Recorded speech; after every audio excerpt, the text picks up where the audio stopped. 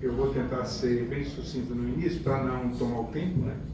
Primeiro, é uma satisfação estar aqui presente para falar de um tema que muitos desconhecem, mas também muitos conhecem, né?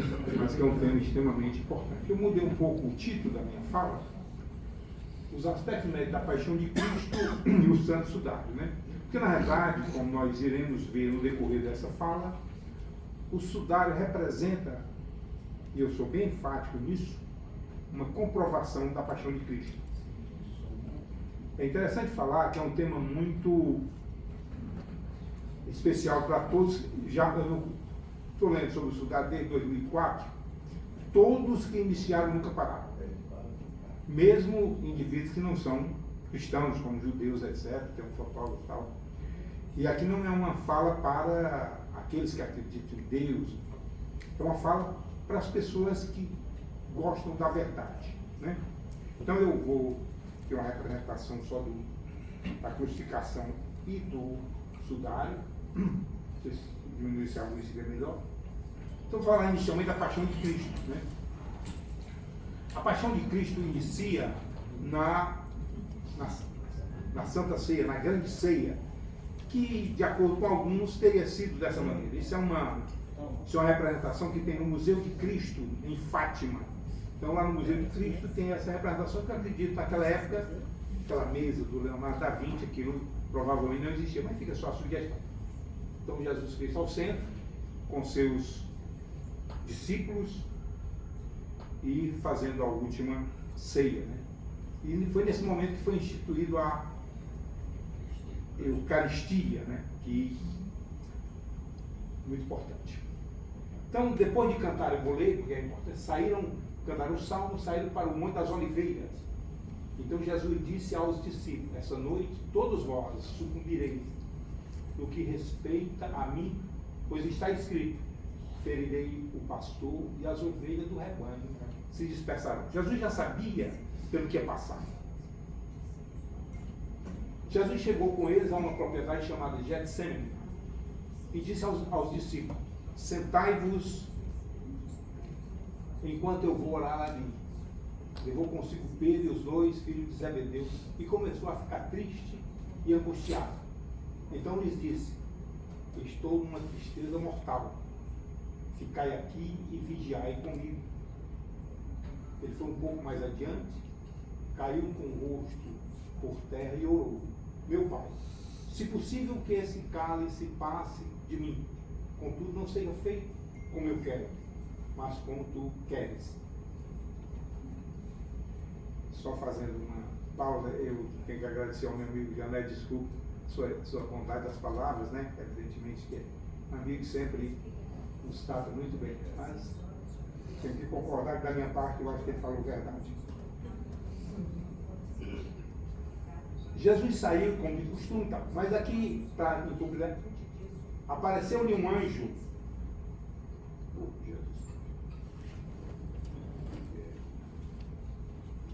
Apareceu-lhe um anjo do céu que o fortalecia. Entrando em agonia, Jesus orava com mais insistência. Seu suor tornou-se como gotas de sangue que caíram no chão.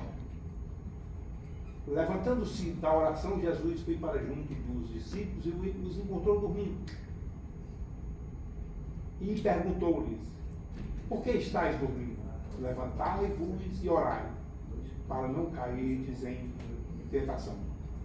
E aqui uma representação de Jesus no Getsemane.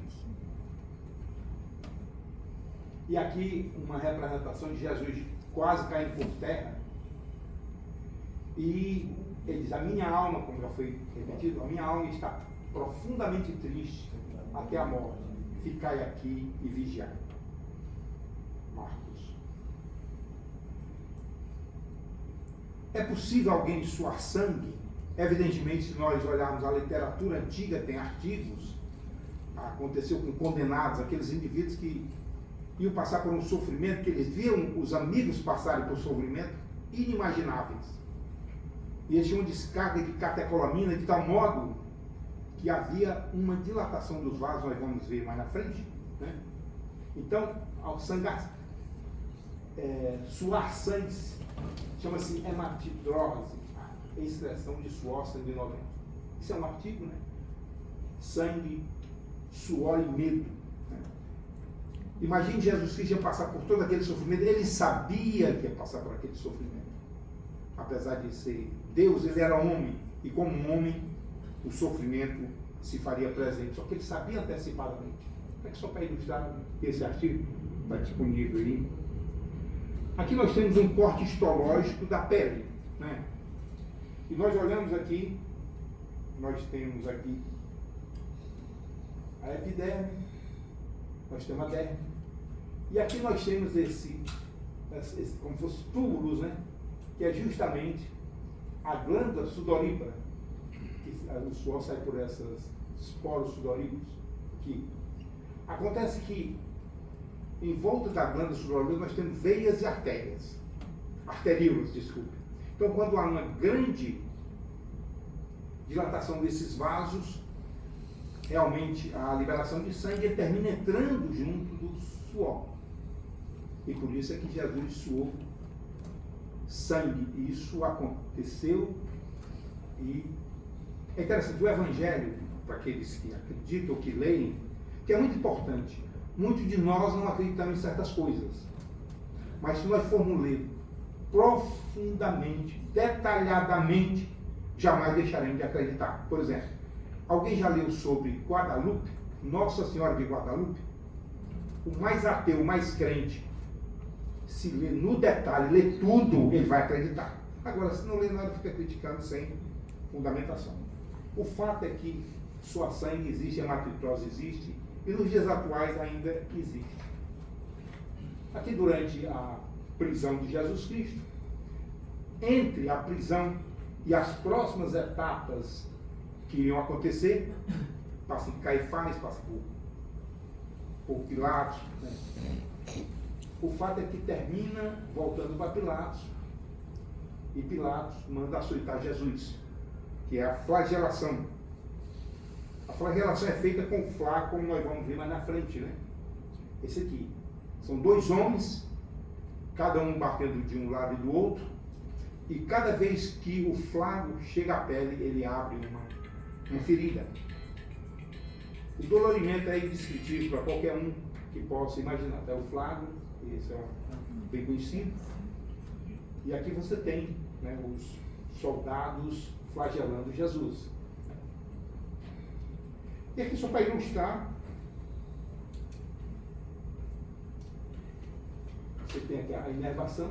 Todos nós sabemos, né, qualquer ferimentozinho nas costas, em qualquer lugar, alguém toca, quando impulsiona uma veia, uma agulhazinha fina. Hoje as agulhas muito boas. A gente acha que a moça exagerou. Imagine você ser açoitado repetidamente depois de uma noite de sofrimento, de açoitamento, de pancadas, cusparadas. E é interessante que o que aconteceu estava tudo previsto. Isaías, mais de 700 anos antes de Cristo nascer. E aqui nós temos, não estou conseguindo marcar, apresentei as costas aos que me queriam bater, ofereci o queixo aos que me queriam arrancar a barba, e não escondi o rosto dos insultos e dos escárnios. Na realidade, tudo isso aconteceu.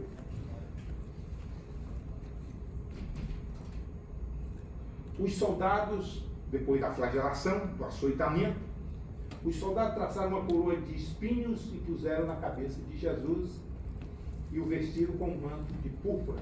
Aproximavam-se dele e diziam: viva o rei dos judeus, e batiam nele. Todos nós, ou muitos de nós, já vimos a história da neuralgia do trigêmeo, né? Que na época não tinha, Dr. Otto deve ter visto muito isso, ela viu tudo, e por muitas vezes a dor é insuportável. Então a coroa de espinho era feita com espinhos bem resistentes, que nós vamos ver, que ficou ali e era empurrada, como se fosse quase um capacete de espinho, e junto da flagelação, sem água, sem absolutamente nada. Aqui está uma ilustração, a coroa de espinho. E essa planta, que acredito que foi a planta usada para fazer os espinhos, né? Que é os Ziziphus spina Christi. Né? Aqui nós temos a planta, e aqui nós temos mais de perto os espinhos muito duros, e eles eram enfiados, empurrados no couro cabeludo, pegando toda a área, não apenas parte do ramo do trigêmeo, como também outros nervos que nutrem o couro cabeludo. Aqui está uma ilustração, e aqui está assim, o trigêmeo. Então, depois da flagelação da coroa de espinhos, Jesus foi encaminhado para, como diz aí, então Pilatos lhes entregou Jesus para ser crucificado. Mas para ser crucificado, ele tinha que se deslocar para o Gólgota. Eles tomaram conta de Jesus, carregando a sua cruz. Ele saiu para o lugar chamado Calvário, em hebraico Gólgota. Lá eles o crucificaram com outros dois, um de cada lado, ficando Jesus no meio.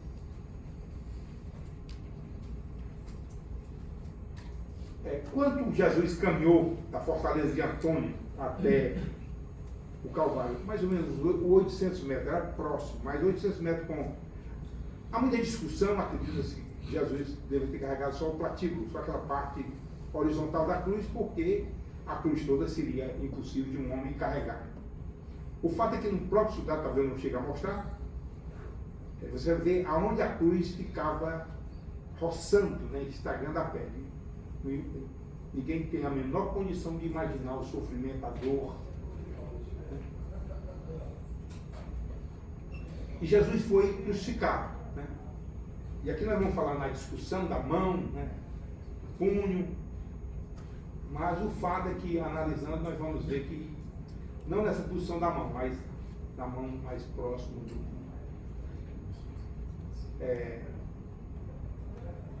Aqui só uma ilustração.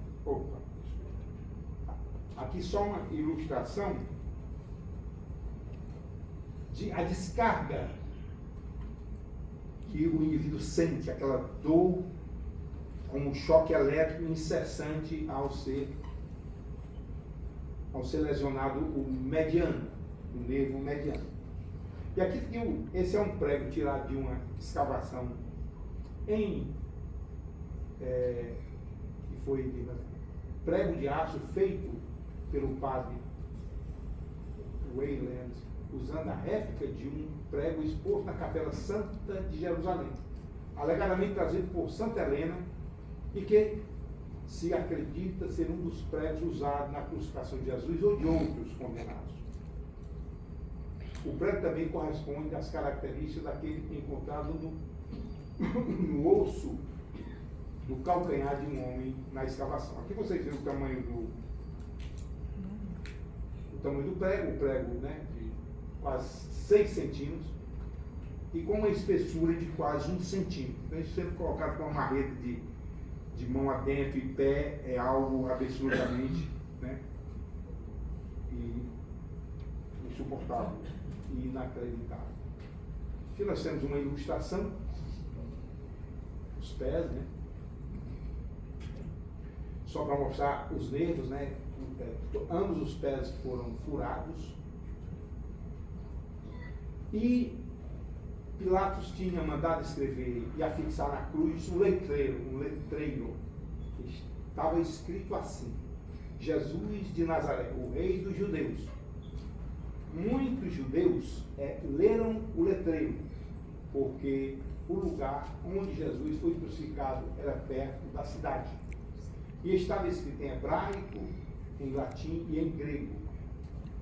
Os sumos sacerdotes disseram então a Pilatos: não escrevas o rei dos judeus, e sim, ele disse: eu sou o rei dos judeus. Pilato respondeu: o que escrevi, escrevi. Só para dizer os letreiros, né? Aí tem em latim, claro: Iesu Nazarenus ex Judeorum.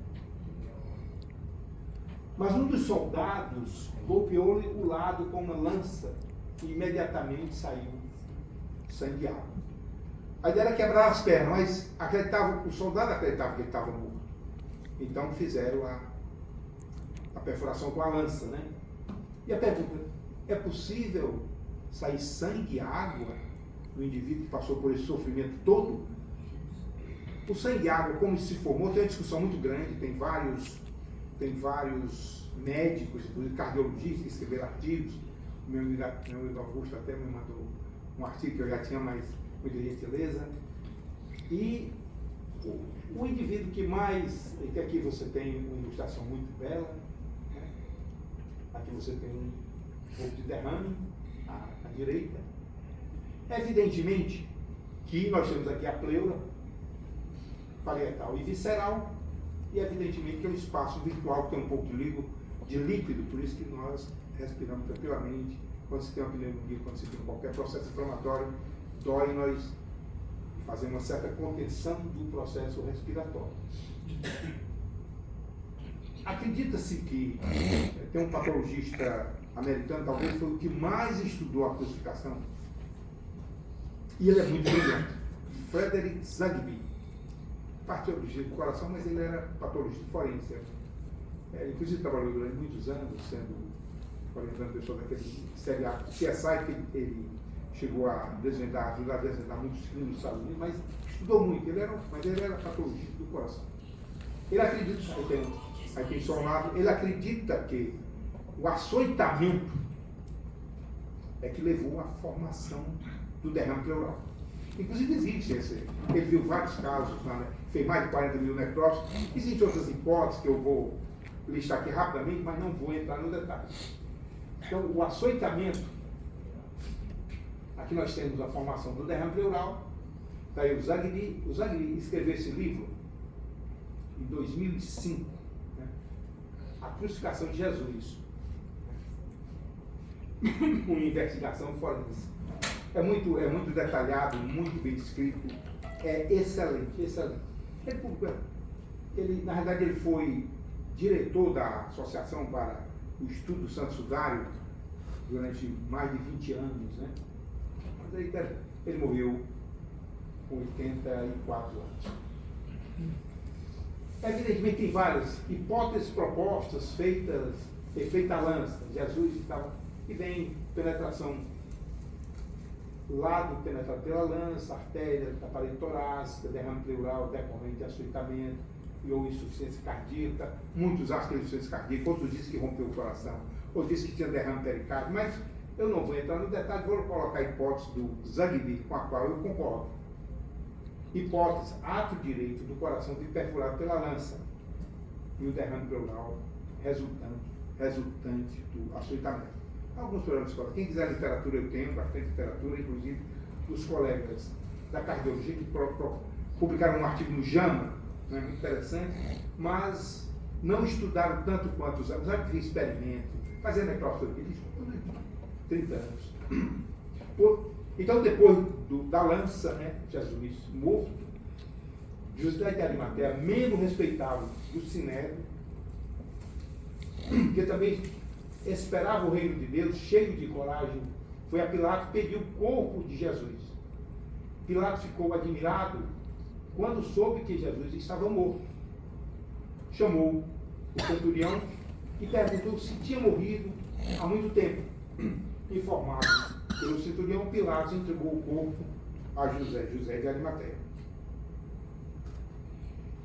E evidentemente a pergunta que se faz: Jesus morreu na cruz? Por que Jesus morreu tão cedo? Qual foi a causa da morte de Jesus? Zagby diz o seguinte: a causa da morte de Jesus morreu de choque. Choque de dois tipos: choque hipovolêmico e choque trófico.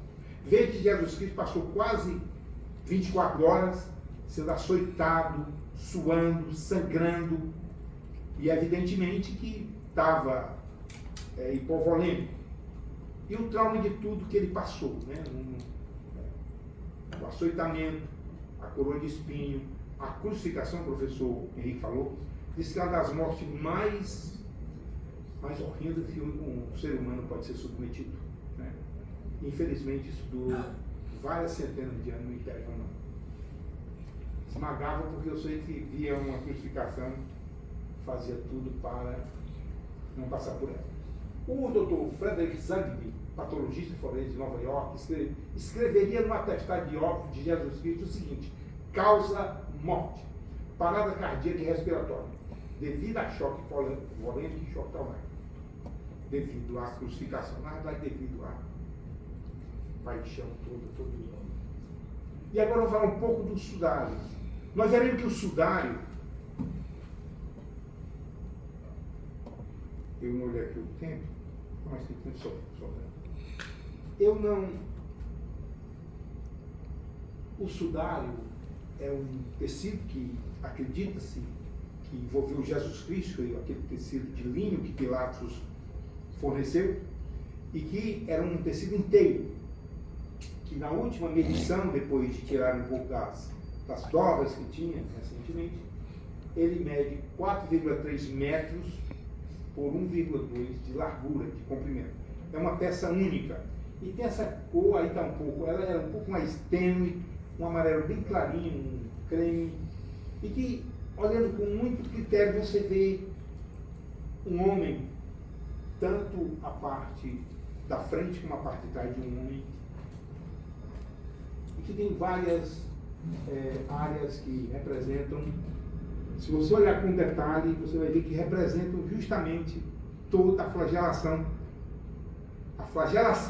a coroa de espinhos e a crucificação. É uma hipótese, esse é o Giovanni Battista della Rovere, que fez essa pintura, imaginando como Jesus teria sido coberto com o lençol. E realmente você vê que ele é uma peça única, uma peça inteira.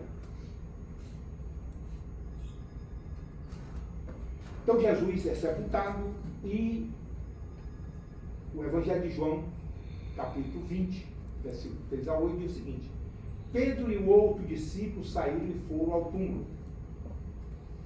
Os dois corriam juntos, e o outro discípulo correu mais depressa. Chegando primeiro ao túmulo, inclinando-se, viu as faixas de linho no chão. Veja, as faixas de linho no chão. Mas não entrou. Simão Pedro, que vinha seguindo, chegou também e entrou no túmulo. Ele observou as faixas de linho no chão e o pano que tinha coberto a cabeça de Jesus. Esse pano não estava com as faixas, mas enrolado num lugar à parte.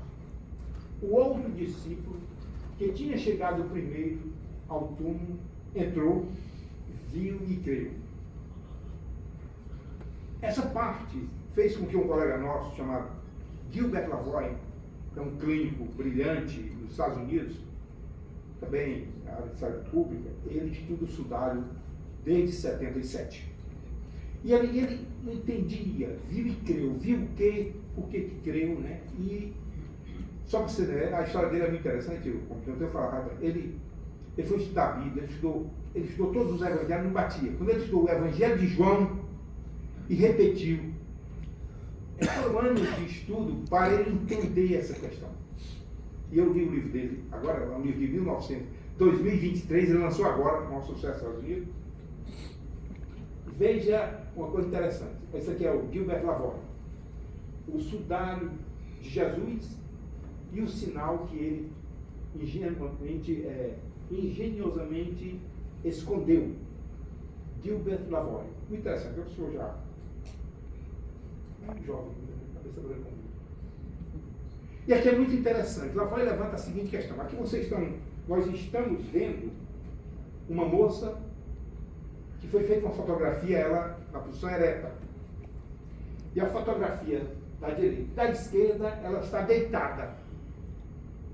Então, quando nós nos deitamos, o cabelo vai para trás, não tem jeito. E aí o Lavoie conseguiu entender como é que o sudário tem o cabelo como se Jesus estivesse na posição ereta.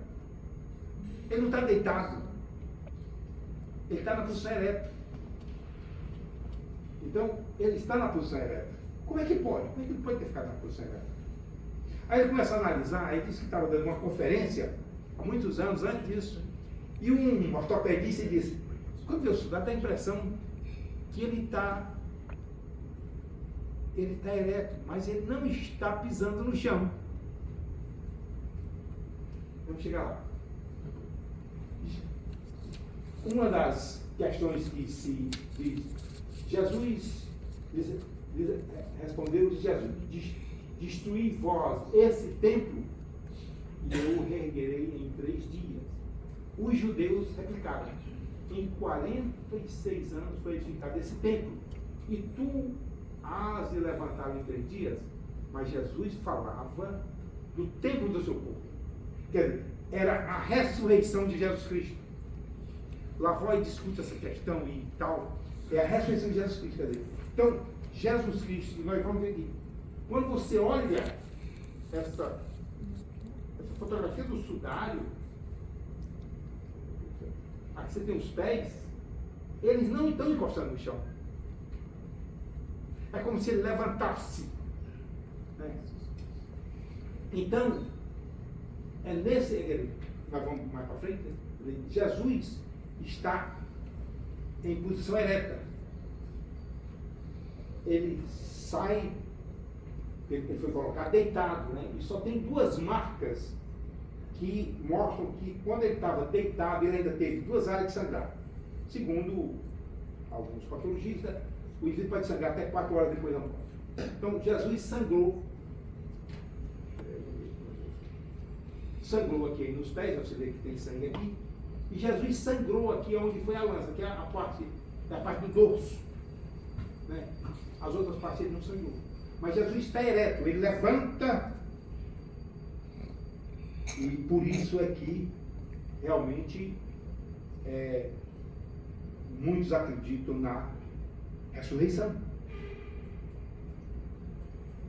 Mas o sudário, quer dizer, agora voltando, antes que eu comentar, o que é que João viu e por que ele acreditou? Na realidade, João, quer dizer, uma análise, João deve ter visto o sudário e a imagem de Jesus.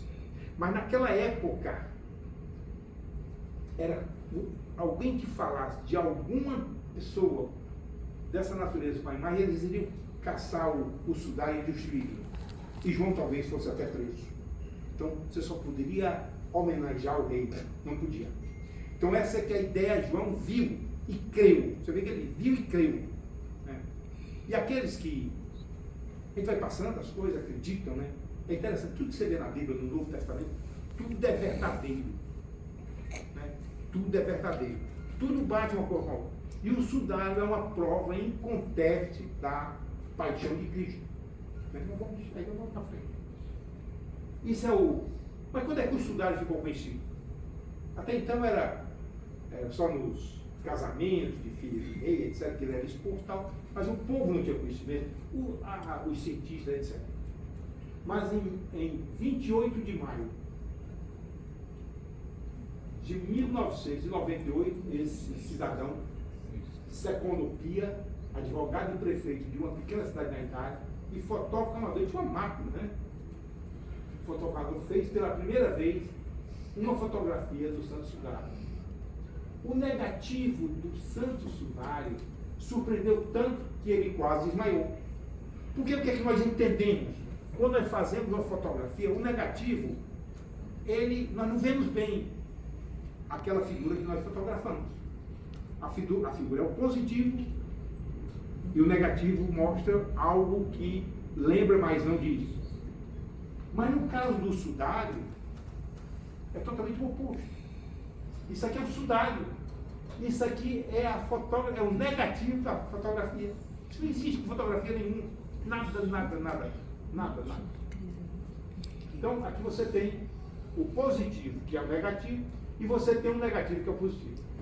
Então, isso despertou um interesse muito grande de muitos cientistas, muitos fizeram pesquisa, etc. Mas sempre muito polêmico. Tudo que fala de Jesus Cristo, alguns querem assassinar. Mas é isso mesmo, toda pessoa importante, é pessoa importante, verdadeira, que faz o bem. Então aqui você tem as costas do soldado. O flago que foi usado para a flagelação está aqui. Nitidamente, não tem que discutir.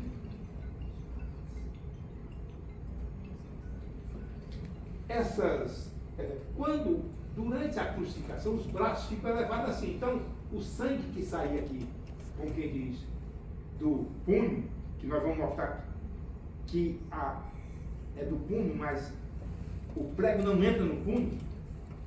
Então ele desceu para os braços, ele levanta, o sangue desce e está bem dele. Tem até essa parte de sangue aqui, ó, que tem até uma arte que o Lavoie faz, mas eu vou apresentar aqui, certo? Então você tem realmente a clareza de que houve os pregos nas mãos, ou no punho, como quero dizer, que nós vamos discutir um pouco mais. Então a flagelação está bem nítida.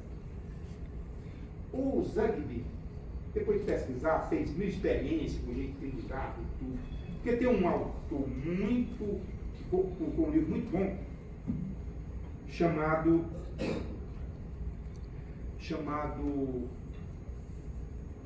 Pierre Barbet, né?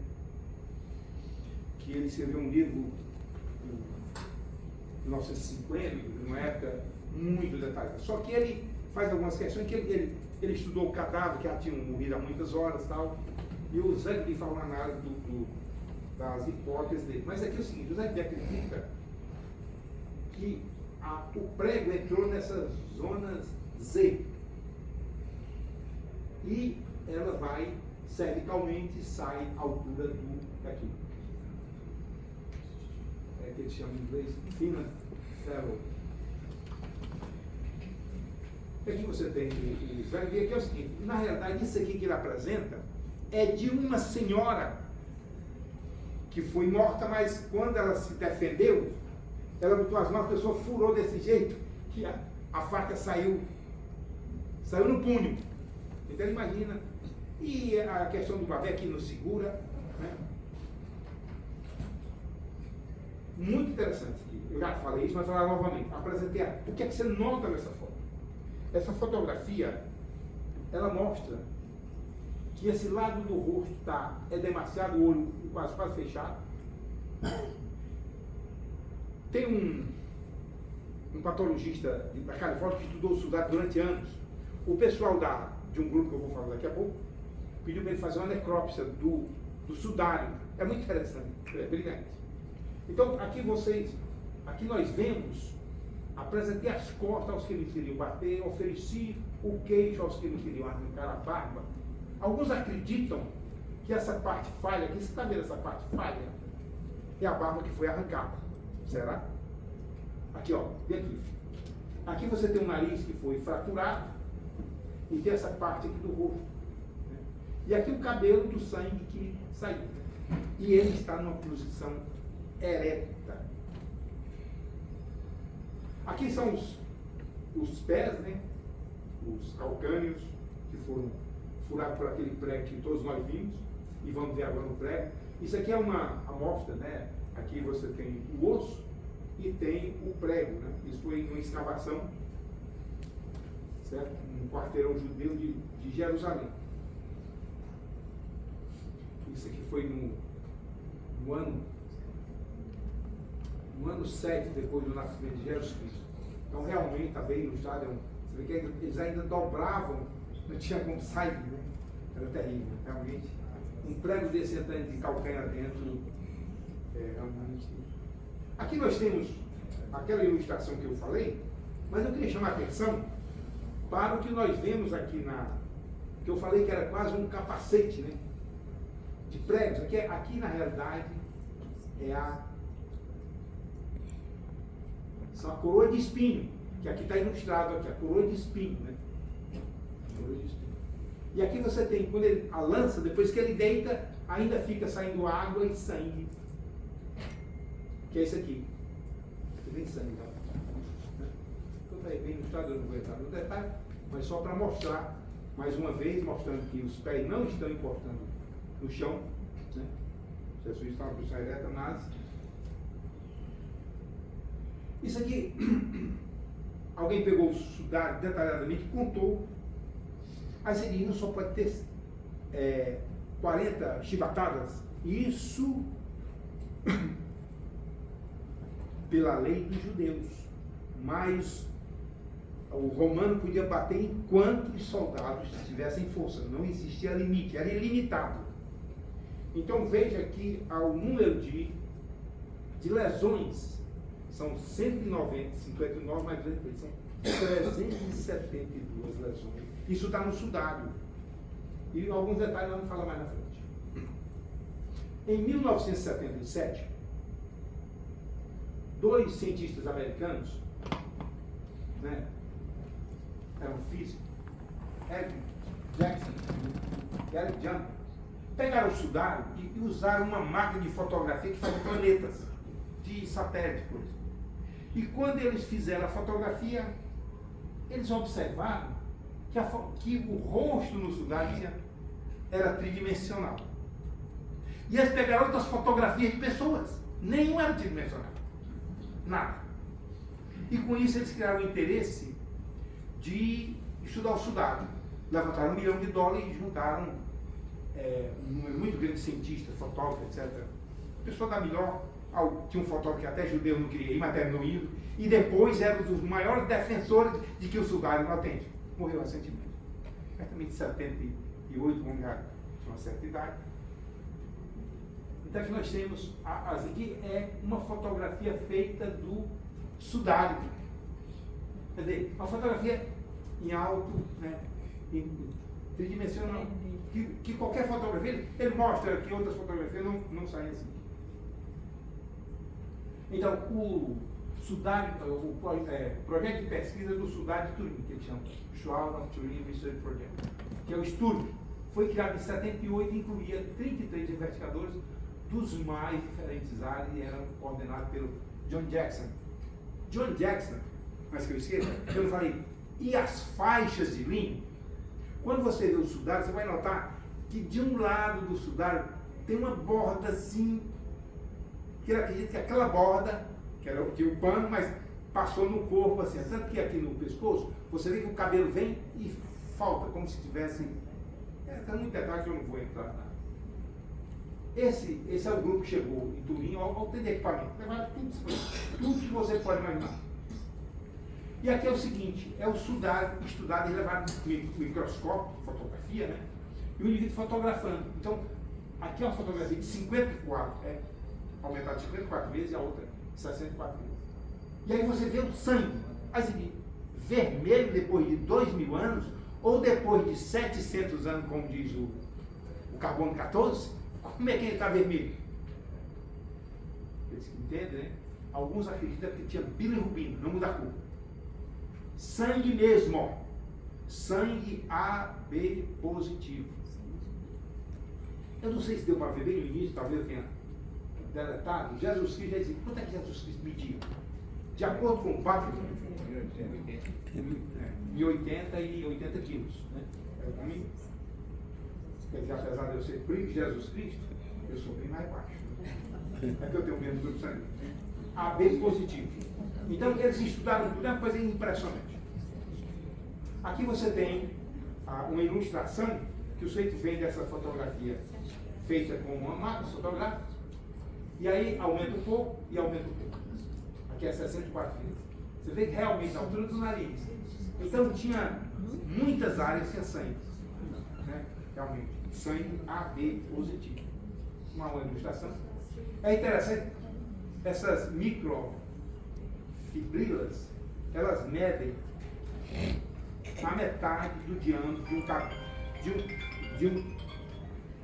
de um cabelo humano, certo? Ela mede a metade do cabelo, não dá para ver bem. Vamos ver se na outra dá para ver, deixa eu ver. Só um minutinho, deixa eu voltar aqui. Aqui você vê bem, assim, bem, não, aqui ó, você vê aqui ó, certo? Realmente é uma fotografia bem detalhada.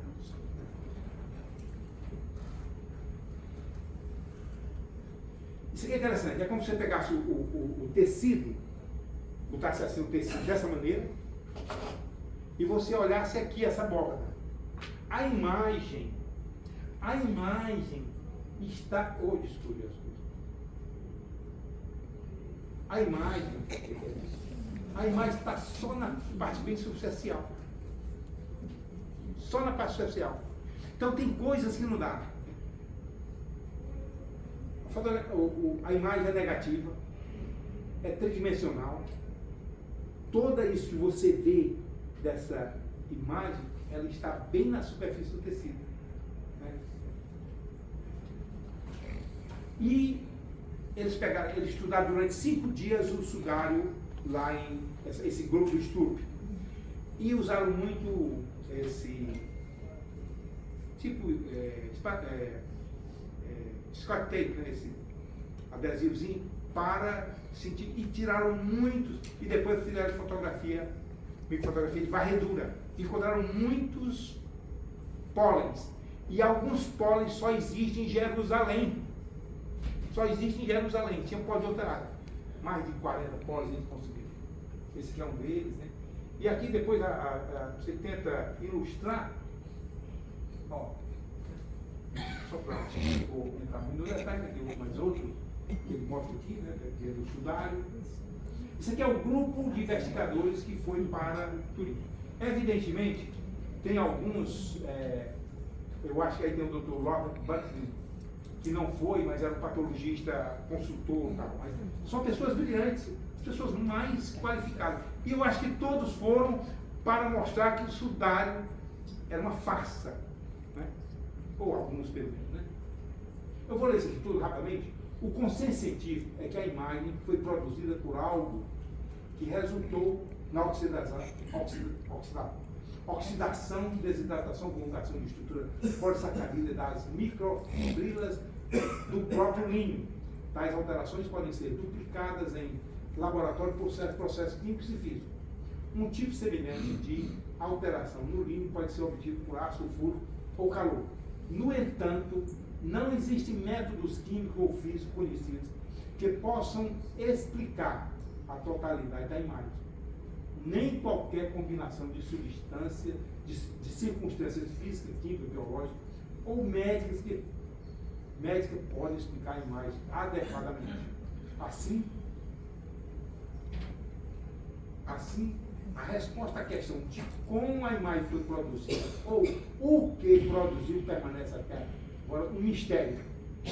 Podemos concluir, por enquanto, que a imagem do sudário, isso é do grupo do estudo, que estudou isso, e 30 cientistas, que publicaram muita coisa, não é o produto de um artista.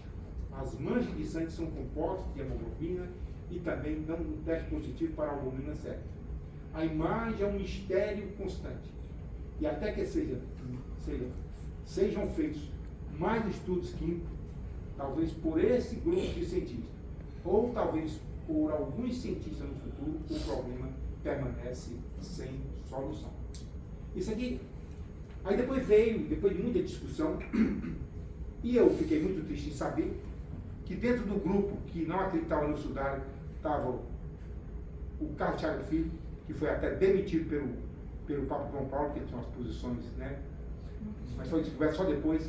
Ele concordava com esse cidadão aqui, que era o diretor do laboratório de nós, que era o Michael Tite. O fato é que negociaram tirar uma amostra para fazer o carbono 14. Acontece que tiraram de um canto, que era uma emenda. E você vai ver que não seguiram um protocolo que foi estabelecido no início da discussão. Aí a publicação tinha que ser pelo povo de Turim e tal, foi publicado por eles, né? Foi publicado na revista Nature em 89, 16 de fevereiro de 89. Então, eles queriam dizer que realmente o sudário era uma peça medieval, feita na Idade Média. E, inclusive, o Mike Type,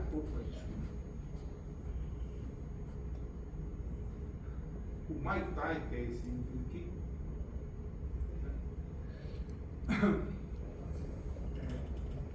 na verdade o Mike Type era esse aqui é o Edward Hawkins. do Museu Britânico, né? E ele disse o seguinte, ele dizia que na Idade Média se criava muitas falsificações para ganhar dinheiro. A única fala que ele deu foi essa.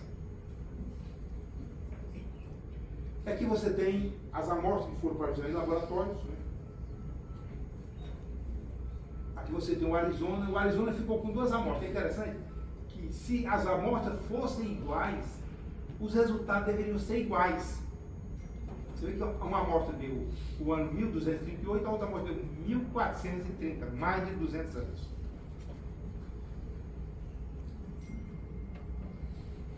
Aí você diz, está errado, Calma. Acho que não, acho que eles mediram o que tinham. Acontece que havia sido combinado 5 protocolos. Um protocolo era que tiraria multiazarino, só tiraram uma área péssima. E que seria examinado também pelo aquele grupo Sturp, eles tiraram o Sturp. E que seria examinado por 7 laboratórios, só deixaram 3. E seria um teste cego. Não fizeram um grupo controle de modo algum sem saber o que era. Testaram só a peça do sudário. E que não podia se comunicar um laboratório com o outro, fizeram isso. Então, os 5 testes protocolos, eles não cumpriram nenhum. O objetivo era justamente achar que mostrasse, né? Evidentemente que tinha esse Raymond Rogers, que fazia parte daquele grupo. Rogers era um químico excepcional, mas ele era ateu e não aceitava. Mas o Beaufort, que vocês vão ver sobre isso, insistiu tanto que ele terminou estudando aquele pequeno pedacinho de tecido que ele tinha e publicou. Que ele publicou estudos numa amostra que foi para o raio de carbono do Sudário de Turim, né? E ele concluiu o seguinte: os resultados ele publicou nessa revista Termoquímica Acta, os resultados de espectrometria de massa, de pirólise da área da amostra, juntamente com observações microscópicas e microquímicas, provam que a amostra do raio de carbono não faz parte do tecido original do sudário. A data do raio de carbono não era, portanto, válida para determinar a idade real do sudário. Então, eles examinaram a emenda, sabiam disso. Você precisa ler sobre o Emílio Zola, sobre Nossa Senhora de Lourdes. Triste. Aí tem esse indivíduo que é diretor da agência italiana para a amostra. Ele estudaram durante 5 anos um grupo tentando reproduzir o sudário. A luz ultravioleta necessária para criar essa imagem excede a potência máxima liberada por todas as fontes de luz ultravioleta disponíveis atualmente. Seriam necessários pulsos com a duração inferior, olha a duração, inferior a 40 bilionésimos de segundo e intensidade da ordem de vários bilhões de watts para descolorir o tecido sem penetrá-lo e sem destruir. Isso nunca vai existir, bilionésimos de segundo. Ele continua. Se as tecnologias mais avançadas disponíveis no século XXI não conseguiram produzir um facsímile da imagem do sudário, como poderia ter sido executado? Isso faz dele um milagre? Ou é algo que simplesmente ainda não entendemos? Evidentemente, sempre tem esse é o sujeito chamado o Fante, né? Esse indivíduo era um engenheiro, ele era criança quando visitou o sudário. Depois ele tinha uma posição, um sujeito muito famoso na área de engenharia, de tecnologia, e ele botou na cabeça que ia descobrir a data do sudário. Aí ele criou uma máquina que ele chama teste de tolerância para fibra, bem complexo, até um nível, e uma espectrometria com infravermelho e um teste de laser. O fato que ele fez esses 3 testes e depois fez uma... E aqui ele mostrou o seguinte: a datação do carbono lá do nosso Mike Tyson, né, era 1260 a 1390. Quando ele fez o teste de carga, né, ele achou que o soldado era 400 anos depois de Cristo. Quando ele usa o teste infravermelho, ele conclui que é 200 a 300 anos antes de Cristo.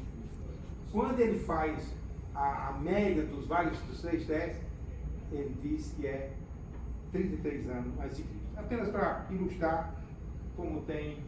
Existe outra questão. Até os anos 500, todas as fotografias querendo representar Jesus Cristo, era coisa que não tinha nada a ver. De repente, a partir.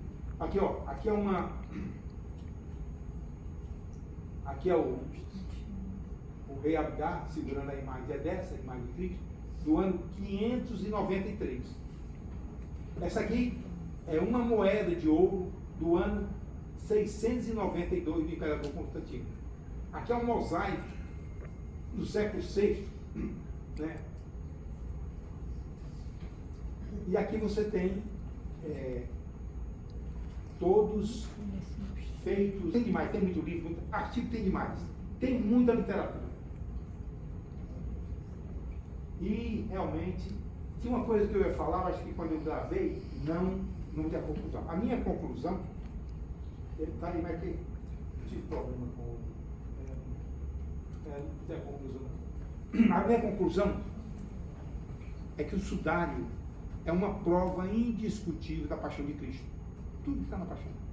O sudário, inclusive tem um escritor, um pesquisador de arte que escreve um livro sobre o sudário dessa cultura, e ele conclui que o sudário representa a ressurreição de Jesus Cristo, né? E eu ainda acrescentaria uma terceira, né? Ressurreição e ascensão ao Pai. E uma quarta, é um dos maiores milagres já que ocorreram, feito por Jesus Cristo. E aquele que não acredita em milagre, leia sobre Lantiano, leia sobre, mas no detalhe, na histologia. Lantiano foi em 700, no ano 1977, aquela amostra que até hoje está sem nenhuma conservação foi cortada. E é tecido do coração, sangue AB positivo. Muito obrigado.